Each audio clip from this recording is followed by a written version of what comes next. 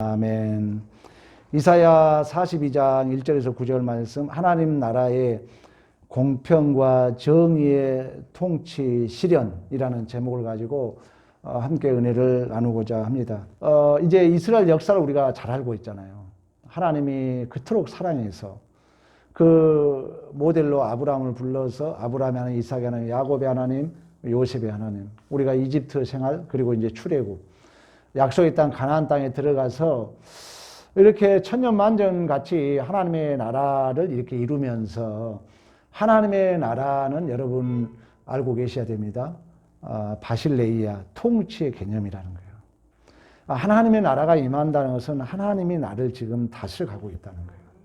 넓은 의미는 우리 작년 표였잖아요. 보시기에 심히 좋았더라는 그 하나님, 여호와라는 스스로 계신 하나님, 아브라함의 하나님, 이삭의 하나님, 야곱의 하나님, 그 가시떨기 나무 밑에서 모세를 불렀던 것처럼, 너 이 떨기 나무에 불과한 너를, 그 불이 활을 탔던 것처럼 하나님이 그를 쓰시겠다는 약속이죠.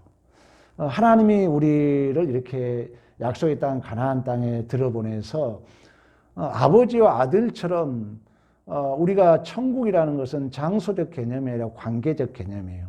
그 말은 뭐냐면은, 저 푸른 저 하늘에 그림 같은 집이 있다 할지라도 누구하고 관계가 좋아야지, 원수하고 살면 그 집이 뭔 필요 있냐고요. 그래서 하나님과도 우리가 구원의 내용이 관계적인 것을 많이 이야기합니다. 그래서 내가 너의 아버지다, 내가 너의 하나님이다, 너는 나의 자녀다, 백성이다, 내가 신랑이고 너는 신부다, 그 관계적 얘기를 하고 있거든요. 그렇게 하나님이 요구하고 그렇게 원하신 거예요. 근데 여러분이 아신 것처럼 안타깝게도 우리가 성경을 해석할 때 원저자와 기록자와 우리가 독자라는 것이 있습니다. 그러니까 그렇게 하나님이 계획했지만 안타깝게도 이 이스라엘 백성들이 하나님을 바로 섬기지 않죠. 그러니까 하나님보다도 세상을 더 사랑했다는 것, 우상을 섬겼다는 것은. 그래서 우리가 이사야, 여러분 우리가 서두에서 보았던 것처럼 하늘이여 들으라, 땅이여 들으라. 우리 어머니도 억울한 일을 당하고 오면 막 이렇게 하늘을 원망했던 그런 기억이, 어렸을 때 제가 기억이 나요. 그러니까 하나님 입장에서는 어떻게 보면 우리 참 어머니 마음처럼 하늘이여 들으시오, 땅이여 들으시오.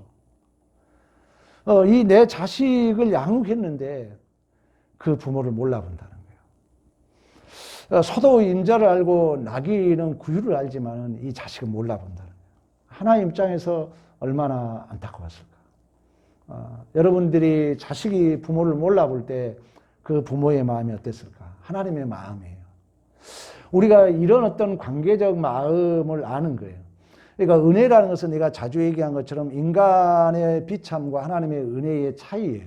하나님이 내가 얼마나 참 불순종의 자리에 있었다는 것을 알면 알수록 은혜가 커지는 거죠. 근데 이게 자각이 안 되면 그 사람은 은혜도 모르고 구원도 모르는 거예요. 그러니까 성경은 수없이 이 두 마차가 가요. 하나님의 그 은혜의 절대 주권과 인간이 얼마나 참 그 비참한 존재였는가. 물론 예수 안에서 우리가 존귀한 자이지만 하나님의 은혜가 떠나면 우리가 어떤 자라는 것을 자꾸 성경은 들춰냅니다. 우리를 죽을 때까지. 여러분의 잘난 모습도, 우리가 이런 해석이 중요하거든요. 하나님이 너 참 잘했어, 감사도 확인하고 우리가 하나님 앞에 영광도 돌리지만 또 때때로 가만히 놔두면 교만해서 안 되거든요. 그래서 하나님은 때때로 우리의 그 허물을 이렇게 자각하도록 만들어요. 그래서 우리의 심령이 자꾸 가난하게, 우리 산상복음 공부하잖아요. 우리의 심령이 가난하게, 가난하다는 건 뭐예요? 하나님의 은혜 없이는 살 수 없다는 내 작은 마음을 갖게 된다는 거예요. 하나님이 정말 나는 은혜가 필요한 존재입니다. 나는 하나님의 은혜가 있어야 필요합니다. 이게 하나님의 통치가 임하면은 그러한 반드시 복된 증상이 나타나게 된 줄로 믿습니다. 그래서 하나님이 이처럼 그런 마음을 가지고 오라 우리가 서로 변론하자, 너희 죄가 주홍같이 붉을지라도 양털같이 흰눈같이 희게 하려고 말씀했던 것처럼 그 하나님이 우리에게 구세주를 보낸다는 거예요. 지금 이 본문의 문자적 해석은 이제 유다 백성들이 우리가 이사야는 남유다 선지자거든요. 남유다가 이제 말을 안 들어가지고 바벨론 포로에 잡혀간다는 거예요.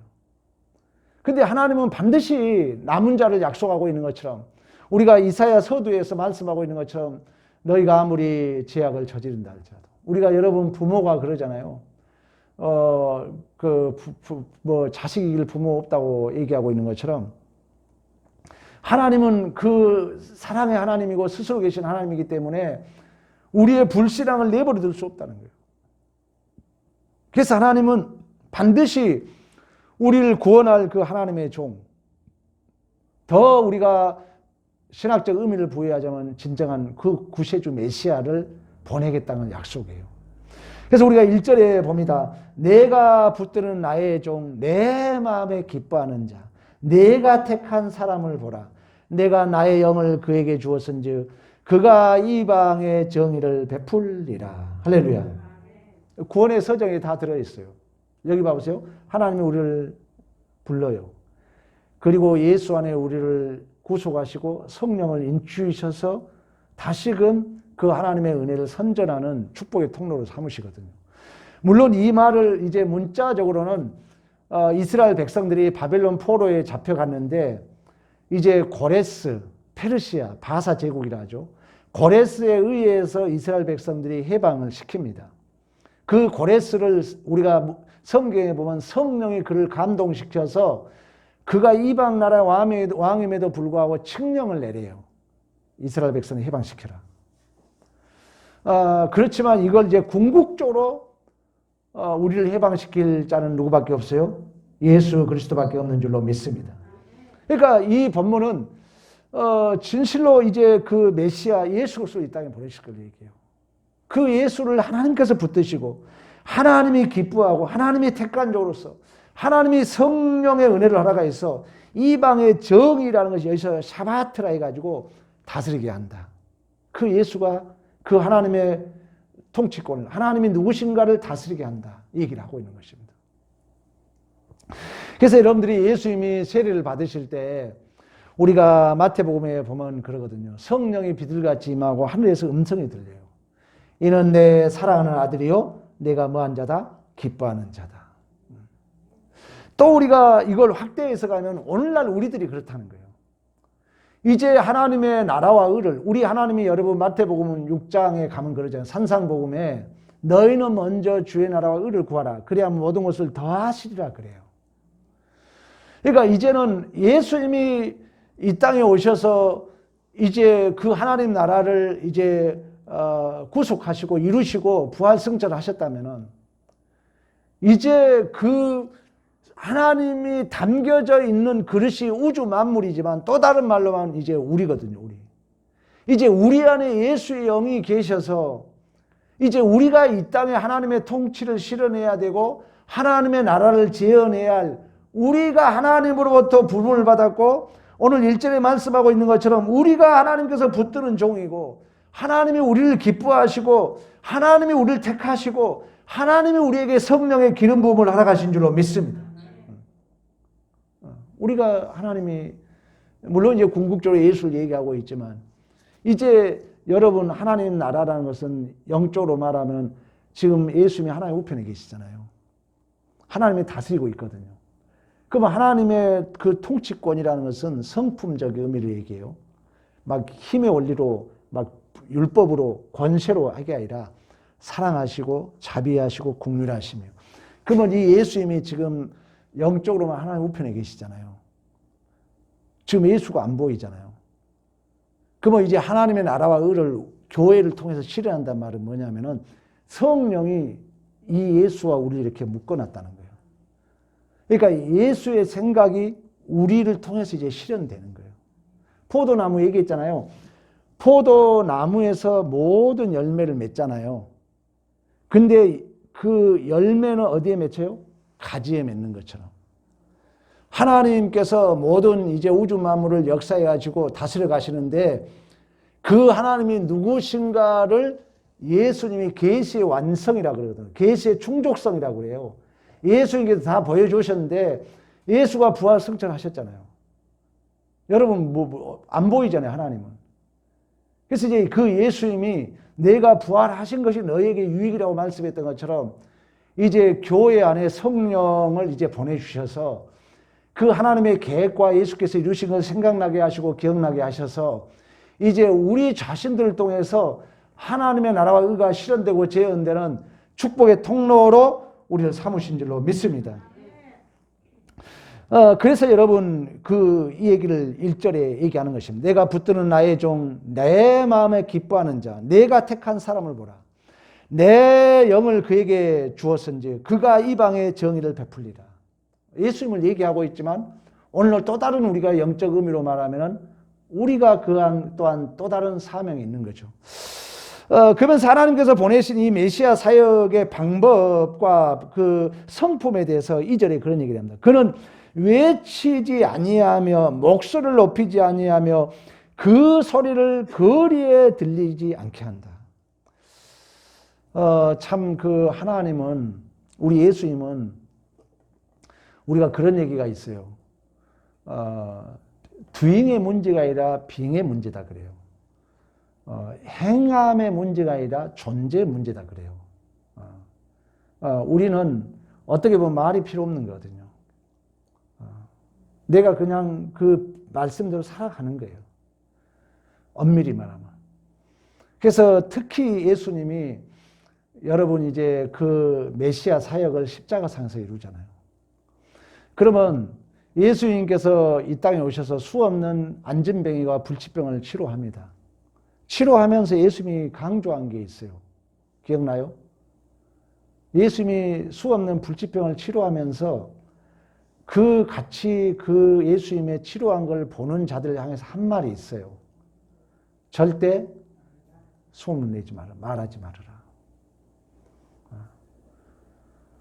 절대 얘기하지 말아라. 내 때가 이르지 않았다.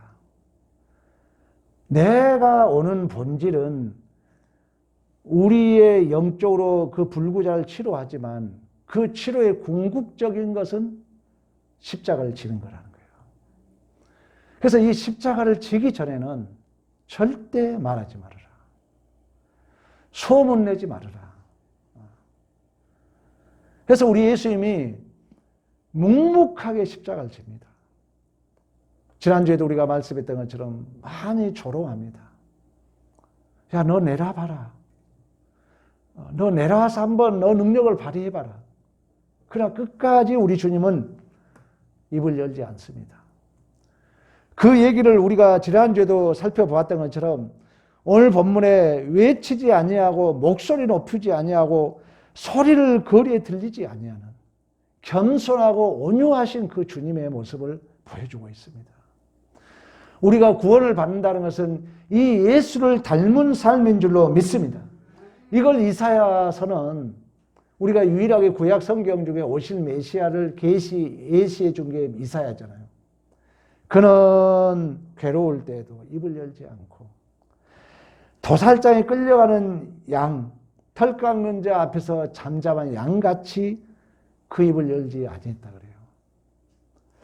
우리가 참 저는 이제 목사로서 말을 많이 하니까 가장 중요한 것입니다. 우리의 언어 습관. 많은 사람들이 그래요. 말한 대로 된다고 그래요. 그래서 우리가 이 언어가 중요하고요. 그리고 믿음대로 됩니다. 여러분 교회 일은요 진짜입니다. 믿음대로 돼요. 우리는 믿음은 없고 환경 따지고 조건 따지고 현실 따지거든요. 믿음 아닙니다. 믿음대로 돼요. 한마디 말이 필요 없는 거예요. 우리 주님께서도 입을 열지 않습니다. 외치지 않습니다. 목소리 높이지 않습니다. 소리를 거리에 들리지 않게 합니다. 도살장에 끌려가는 양처럼 털 깎는 자 앞에 잠잠한 양처럼 입을 열지 않으셨던 그 우리 주님. 묵묵히 그 아버지의 뜻을 이룬 줄로 믿습니다. 우리가 여러분 구원이 뭐라고요? 구원을 가장 쉽게 설명하는 말은요. 하나님의 아들 되는 거지만 예수 닮은 거예요. 우리 한국 교회가 구원론이 뭐 천국 간다고 뭐 천국이 어떻게 생겼고 막 그런 얘기 하는데 여러분 우리가 기업으로 후사로서 새롭게 우리가 재창조된 것은 예수예요, 예수. 예수를 닮는 거거든요. 그래서 성경은 예수 중심으로 얘기하는 것입니다. 그 예수를 이 땅에 우리에게 여러분 구세주로 메시아로 보내준 거예요. 그 예수님께서 외치지 아니하시고 목소리 높이지 아니하시고 그 소리를 거리에 들리지 아니하셨던 것처럼 또한 그가 괴로울 때도 입을 열지 않고 도술장에 끌려가는 양처럼 털 깎는 자 앞에 잠잠한 양처럼 그 입을 열지 않았던 것처럼 오직 그는 묵묵히 아버지 뜻을 이루신 줄로 믿습니다. 그뿐만 아니라 4절 우리 여러분 3절에 상한 갈대를 꺾지 않고 꺼져가는 등불을 끄지 아니하시고 쇠하지 아니하고 낙담하지 아니한다. 여러분 이 상한 갈대는 조금만 상하면 갈대 알잖아요. 꺾어집니다. 근데 우리 주님은 꺾지 않아요. 꺼져가는 등불을 끄지 않아요. 그리고 우리 주님은 우리가 아무리 실수하고 우리가 모자라도 우리를 포기하지 않습니다. 얼마나 감사한지 몰라요. 우리는 쉽게 포기하거든요. 저도 회개를 많이 합니다. 우리는 쉽게 내 마음에 안 들면 포기하거든요. 싫어서. 그러나 우리 주님이 십자가상에서 여러분 끝까지 그 자리를 지켰던 것처럼 우리 주님은 아무리 상하고 그 꺼져가는 등불을 보더라도 끄지 않고 꺾지 않을 뿐만 아니라 우리는 쉽게 낙심하잖아요. 여러분 우리 솔직히 그러잖아요. 사람 못 믿는다고. 사람 믿지 말라 그러잖아요.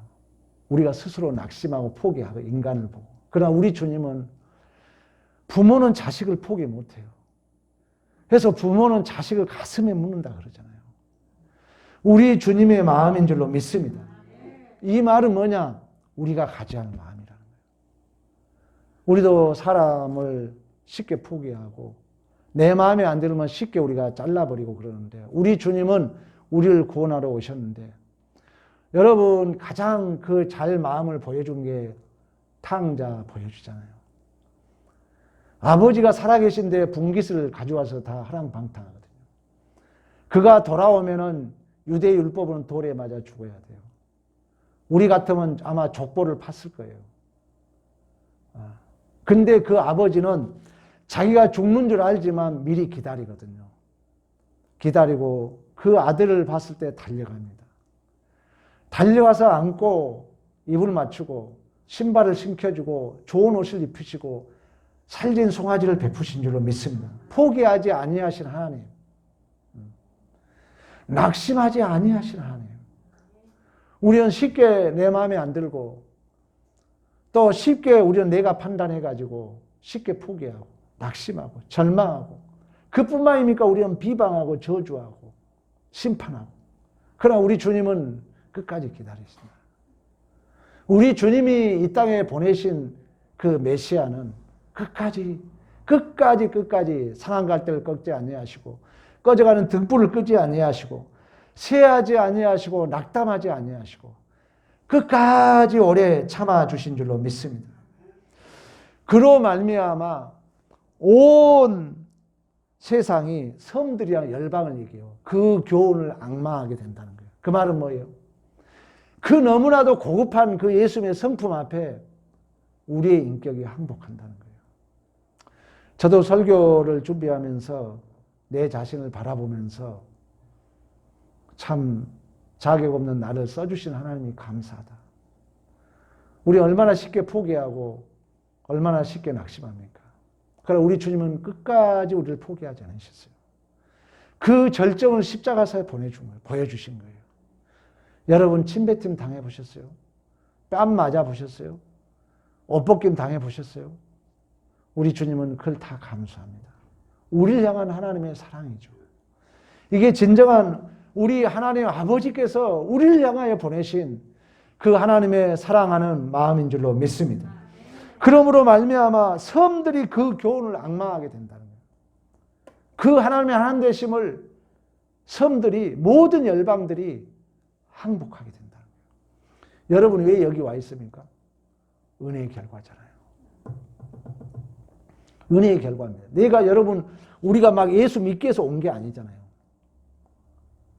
나도 모르게 그 성령이 나를 항복시켰기 때문에 우리가 그 하나님을 아버지라고 고백하며 그분에게 충성한 것처럼 열방이 그 교훈을 앙망한 것처럼 하나님이 우리를 향하여 끝까지 기다려주시고 상한 갈대를 꺾지 아니하시고 꺼져가는 등불을 끄지 아니하시고 낙담하지 않고 포기하지 않고 우리를 위하여 자기의 모든 것을 내어주신 줄로 믿습니다. 이분이 우리의 메시아라는 거예요. 이걸 이제 독자들이 알고 있다면 비록 이방 나라에 힘들고 있지만 지금 풍전등화 나라가 멸망 위기에 있지만 낙심하지 않는다는 거예요. 그래서 여러분 구원은 오직 뭘로 받아요? 믿음으로 받는 것입니다. 정말 믿음이 중요해요. 이 믿음이 없으면요 비방하고 낙심하고 하나님의 영광 가립니다. 내 입으로 막 떠들고요. 그게 전부인 양 심판하고 정죄하고 하나님 기뻐하지 않습니다. 진실로 우리 주님은 십자가상에서 보여줬던 것처럼 우리 하나님께서 붙드시고 그 하나님 마음에 기뻐하는 그 종, 하나님이 택한 종, 하나님이 성령을 통해서 우리에게 이방의 정의를 실현하게 보여준 그 예수님은 그 하나님 마음에 합당하도록 끝까지 기다리시고 낙담하지 않고 절망하지 아니하시고 소리 들리지 않게 하시고 외치지 않고 목소리 높이지 않고 끝까지 감당함으로 그걸 지켜보던 백부장이 그걸 지켜보던 많은 무리들이 진실로 하나님의 아들이었다고 고백했던 것처럼 우리는 그 주님이 우리를 위하여 모든 것을 다 바치신 줄로 믿습니다. 자, 이 메시아가, 이 하나님의 종이 이제 여러분 5절에 봅니다. 5절. 하늘을 창조하여 펴시고 땅과 소산을 내시며 땅의 백성에게 호흡을 주시며 땅에 행하는 자에게 영을 주시는 여호와께서 이같이 말씀하니라. 나 여호와가 의로 너를 불렀은즉 내가 내 손을 잡아 너를 보호하며 너를 세워 백성의 언약과 이방의 빛이 되게 한다. 여러분, 언약은 뭐라 했어요? 아버지와 아들 관계라 했잖아요. 그러면 이 언약이 하나님이 약속했어요. 여기 봐보세요. 그러면 이 언약의 성취자로 선지자를 보낸다 했어요. 말라기사 뭐라 합니까? 아버지의 마음을 자녀에게, 자녀의 마음을 누구에게? 아버지에게. 그 언약의 실현자로 누가 오셨어요? 예수가 오셨어요. 그래서 우리가 지금 얘기했던 건 이 언약의 관계를 오늘 본문에 이제 이 언약과 이방의 빛이 되게 하여 우리 주님이 예수를 보내셨다는 거예요. 그래서 이 언약은 뭐냐면 내 마음이 아버지에게 향하도록. 물론 성령이 내게 조명을 하지만 또 우리의 전 인격적 의지가 발동되잖아요. 전 인격이. 그것은 우리가 방금 말씀했던 것처럼 그 예수님께서 십자가상에서 당하신 그 은혜의 결과거든요. 그래서 우리 마음이 자꾸 하나님에게 향하도록. 그래서 우리가 예수의 이 십자가 영광을 바라보지 않으면은 우리가 윤리도덕 신앙생활 됩니다. 이 예수의 영광을 모르는 사람들은 교회에서 뭐만 따지는 줄 아세요? 옳고 그름만 따집니다. 옳고 그런 것만 따져요. 예수가 없는 거죠. 우리가 방금 얘기했잖아요. 내가 외칠 수가 없어요. 내가 소리를 낼 수 없어요. 목소리를 높일 수가 없어요.